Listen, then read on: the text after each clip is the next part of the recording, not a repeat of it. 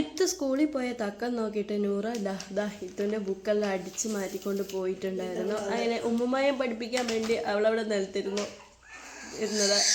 ഈ കരച്ചിൽ ഉമ്മുമ്മ ചൂല് പൊക്കിക്കൊണ്ട് പോയതുകൊണ്ടുള്ളൊരു കരച്ചിലായിരുന്നു. പുറകെ തന്നെ നടക്കാൻ ഒരാൾ തന്നെ വേണം. കാരണം എന്ന് വെച്ച് കഴിഞ്ഞാൽ കണ്ണ് തപ്പിയ വാതിലിൻ്റെ അടുത്ത് വന്നിട്ടായിരുന്നു മുറ്റത്തേക്ക് പോകാൻ വേണ്ടി ഇങ്ങനെ നോക്കി നിൽക്കുന്നുണ്ടായിരുന്നു. ഞാനിതല്ല ഇന്നെന്തോ ഭാഗ്യത്തിന് പുറത്തേക്കല്ല പോകാൻ നിൽക്കുന്നത്. അവളുടെ പന്തെടുക്കാൻ വേണ്ടി പോവാണ്. ഇനി അത് മുറ്റത്തേക്ക് എടുത്തിടും.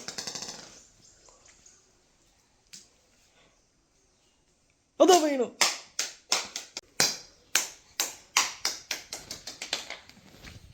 ആ പന്ത് കിട്ടിയ സന്തോഷം ഭയങ്കരമായിട്ടുണ്ട്. അങ്ങനെ ബേബിന്ന് വിളിക്കുന്നതാണ് ഈ കാണുന്നത്.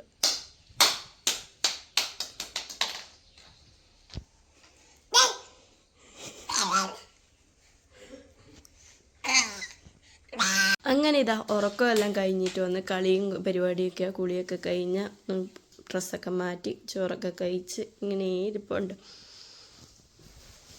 അടുത്ത ആ കൊട്ട എങ്ങനെ മറിച്ചിടാം, അതിലെ തുണിയെല്ലാം എങ്ങനെ വാരി നിലത്തിടാം എന്നുള്ളതൊക്കെയാണ് ചിന്ത മൊത്തം.